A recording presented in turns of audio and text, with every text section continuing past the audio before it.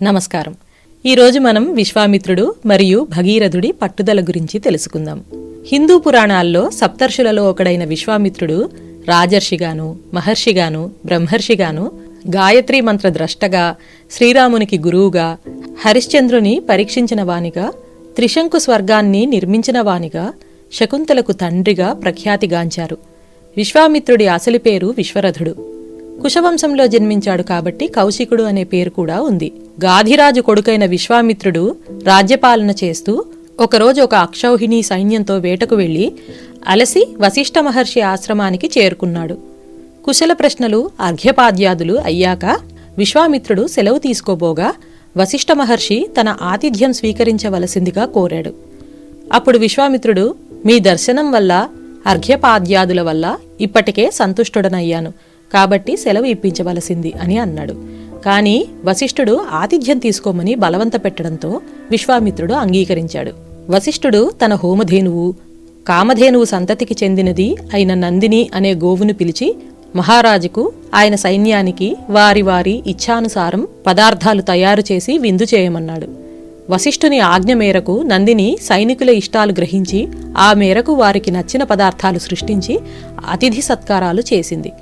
ఆశ్చర్యచకితుడైన విశ్వామిత్రుడు ఆ నందినిని తనకి ఇచ్చి 1,00,000 గోవులు దానంగా స్వీకరించమన్నాడు. 1,00,000 గోవులు ఇచ్చిన నందినిని ఇవ్వడానికి వశిష్ఠుడు అంగీకరించలేదు. దాంతో విశ్వామిత్రుడు కోపించి, నేను రాజును, రత్నంలాంటి ఈ గోవు నా వద్దే ఉండాలి అన్నాడు. అప్పుడు వశిష్ఠుడు, నందిని వల్లే ఆశ్రమంలో హవిస్సులు, పితృకార్యాలు జరుగుతున్నాయి, అసలు ఈ గోవు వల్లే ప్రాణయాత్ర నడుస్తోంది అన్నాడు.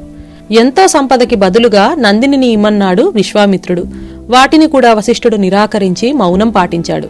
అప్పుడు మహారాజు కోపించి నందినిని రాజ్యానికి తోలుకొని పొమ్మని తన సైన్యానికి ఆజ్ఞ ఇచ్చాడు. విశ్వామిత్రుడి సైన్యం నందిని మెడలో గొలుసులు వేసి తోలుకుని పోతుండగా నందిని ఏడుస్తూ వశిష్ఠ మహర్షిని ఈ విధంగా ప్రశ్నించింది. నేనేమైనా లోపం చేశానా? నన్ను పరిత్యజిస్తున్నారు. మీరు నన్ను రక్షిస్తారా, లేక నన్ను నేనే రక్షించుకోమంటారా? వశిష్ఠ మహర్షి దానికి అంగీకారాన్ని తెలిపాడు. అప్పుడు నందిని ఒక హూంకారం చేసి తన శరీరం నుంచి 1000 సైన్యాన్ని పుట్టించగా వారు విశ్వామిత్రుని సైన్యాన్ని పూర్తిగా నాశనం చేశారు.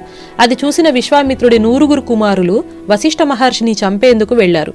వశిష్ఠ మహర్షి ఒక్క హూంకారం చేయడంతో 100 భస్మరాశులై పడిపోయారు. అది చూసిన విశ్వామిత్రుడు విచారించి తన దగ్గరున్న శక్తులతో వశిష్ఠుని గెలువజాలనని తెలిసి రాజ్యానికి తిరిగి వెళ్లి మిగిలిన కుమారుడికి రాజ్యాన్ని అప్పగించి హిమాలయాలకు వెళ్లి పరమశివుడి కోసమై తీవ్రమైన తపస్సు చేశాడు. విశ్వామిత్రుడి ఘోర తపస్సుకు మెచ్చి శివుడు ప్రత్యక్షమవగా ధనుర్వేదంలోని సర్వరహస్యాలు సాంగోపాంగంగా అప్పటికప్పుడు బోధించమని విశ్వామిత్రుడు కోరాడు. శివుడు తథాస్తు అని దీవించాడు. ఆ వరాన్ని పొందిన వెంటనే విశ్వామిత్రుడు ఉత్సాహంతో ఉప్పొంగి వశిష్ఠ మహర్షి ఆశ్రమానికి వెళ్లాడు. తాను నేర్చిన అస్త్రాలను ఆశ్రమంపై ప్రయోగించగా ఆశ్రమవాసులు కకావికలై ప్రాణభయంతో పరుగులు తీశారు. విశ్వామిత్రుడు వశిష్ఠునిపై ఆగ్నేయాస్త్రాన్ని ప్రయోగించాడు. అప్పుడు వశిష్ఠుడు తన బ్రహ్మదండమును అడ్డు పెడితే ఆ ఆగ్నేయాస్త్రం బ్రహ్మదండంలోకి చేరిపోయింది. అప్పుడు విశ్వామిత్రుడు ఒకేసారి వారుణాస్త్రం, ఇంద్రాస్త్రం, పాశుపతాస్త్రం, రకరకాల పిడుగులు, పెద్ద పెద్ద గదలు మొదలైనవి రకరకాల అస్త్రాలని వశిష్ఠుడి మీద వేశాడు. కాని ఆయన వేసినవన్నీ వశిష్ఠుడి బ్రహ్మదండంలోకి వెళ్లిపోయాయి. ఇక తన దగ్గర ఉన్న ఒకే ఒక్క అస్త్రమైన బ్రహ్మాస్త్రాన్ని అభిమంత్రించి వదిలాడు. అప్పుడు బ్రహ్మాస్త్రం కూడా వశిష్ఠుడి బ్రహ్మదండంలోకి చేరిపోయింది. అది చూసిన విశ్వామిత్రుడు చింతించి బ్రహ్మబలాన్ని క్షత్రియ బలంతో జయించడం జరగదని భావించి తాను కూడా బ్రహ్మర్షి కావాలని భావించాడు. భార్యా సమేతంగా దక్షిణ తీరానికి వెళ్లి బ్రహ్మ గురించి 1000 సంవత్సరాల పాటు ఘోర తపస్సు చేశాడు. చతుర్ముఖ బ్రహ్మ ఆ తపస్సుతో ప్రీతి చెంది, విశ్వామిత్ర, నువ్వు రాజర్షివయ్యావు అని దీవించి అంతర్ధానమయ్యాడు. విశ్వామిత్రుడు దాంతో సంతృప్తి చెందక ఎప్పటికి నేను బ్రహ్మర్షినవుతానని చింతించాడు. విశ్వామిత్రుడు రాజర్షిగా ఉన్నప్పుడే త్రిశంకుడికి ప్రత్యేకమైన స్వర్గాన్ని నిర్మించాడు. ధర్మశాస్త్రానికి విరుద్ధంగా సశరీరంగా స్వర్గానికి చేరుకోవాలని కోరిన త్రిశంకుని విశ్వామిత్రుడు తన తపోశక్తితో స్వర్గానికి పంపాడు. ఇంద్రుడు త్రిశంకుడితో, గురుపుత్రుల శాపానికి గురైన నీకు స్వర్గప్రవేశం లేదని, వచ్చిన దారినే పొమ్మని త్రిశంకుడిని భూలోకానికి నెట్టేశాడు.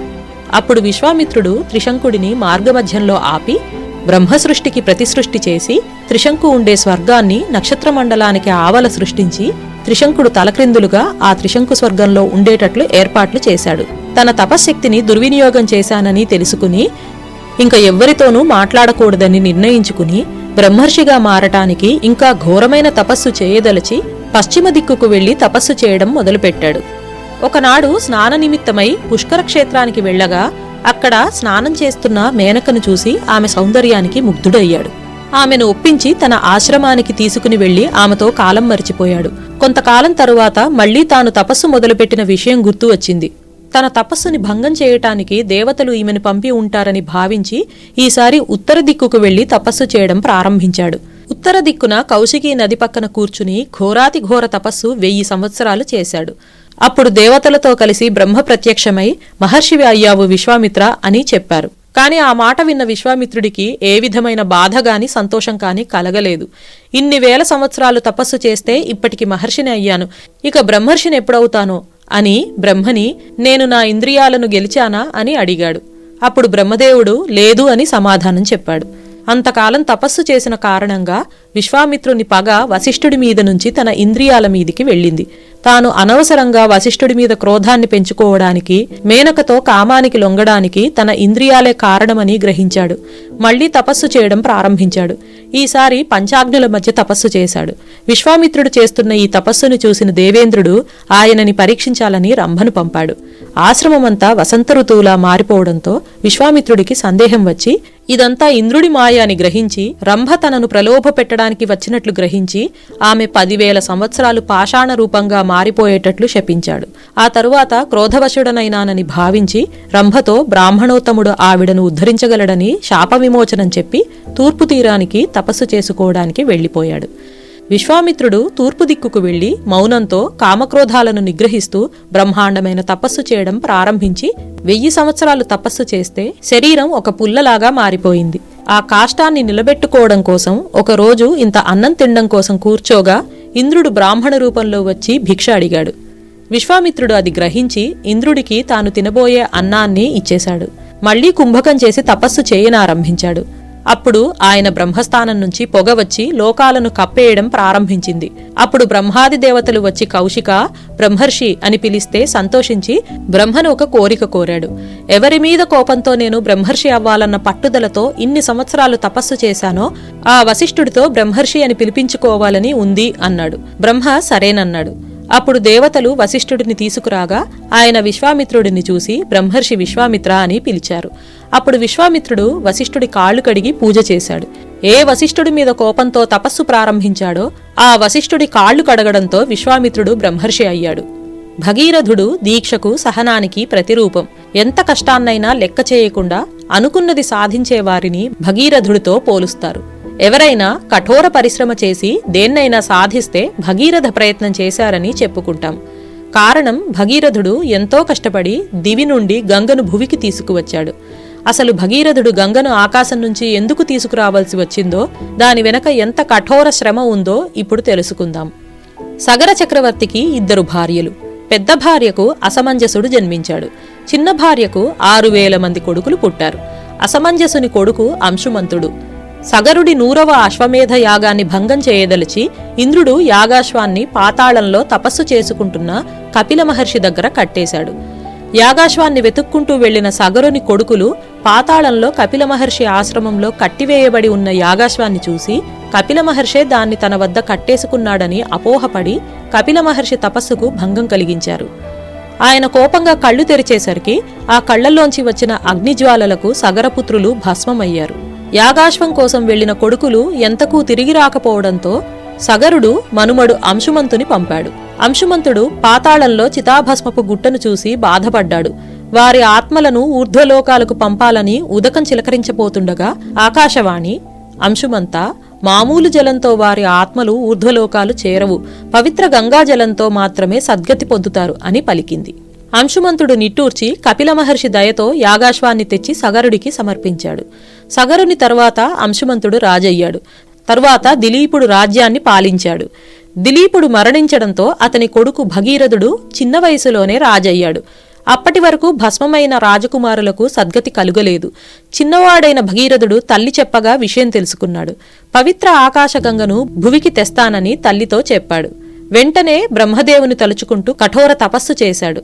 బ్రహ్మదేవుడు ప్రత్యక్షమై భగీరథ, నీ కఠోర దీక్ష అమోఘం, నీ కోరిక నెరవేరుతుంది. అయితే ఆకాశం నుండి మహోద్ధృతంగా కిందకి దూకుతుంది గనుక అది తిన్నగా భూమి మీద పడితే కష్టం. పరమేశ్వరుని ప్రసన్నం చేసుకో, అప్పుడు ఆకాశగంగను నియంత్రించడం సాధ్యమవుతుంది అని చెప్పాడు. భగీరథుడు మరోసారి శివుని గురించి తపస్సు చేశాడు. శివుడు ప్రసన్నుడై భువి నుండి దివికి ఉరుకుతున్న సురగంగకు తన జటాజూటాన్ని ఆధారంగా చేశాడు. దాంతో ఆకాశగంగ శివగంగగా మారి అక్కడ్నుంచి భువికి దూకింది. భగీరథుడి వెంట పరుగులు తీసి భాగీరథి అయింది. జహ్నుముని ఆశ్రమంలో చిందులు వేసింది. అది చూసిన జహ్నుముని గంగను అమాంతం తాగేశాడు. అది చూసి కలవరపడిన భగీరథుడు గంగను వదలమని ప్రాధేయపడగా జహ్నుముని చెవిలోంచి వదిలాడు. అందుకే గంగను జాహ్నవి అంటారు. అక్కడి నుంచి మళ్లీ భగీరథుడి వెంట పరుగులు తీసి పాతాళం చేరి పాతాళగంగ అయ్యింది. ఆ విధంగా భగీరథుని మహాదీక్షతో గంగానది పాతాళం చేరి సగరపుత్రుల చితాభస్మం మించి ప్రవహించి వారికి సద్గతులు కలిగించింది. ఈ వీడియో గనక మీకు నచ్చినట్లయితే లైక్ చేయండి, షేర్ చేయండి, మా ఛానల్కు సబ్స్క్రైబ్ చేయండి. ధన్యవాదాలు.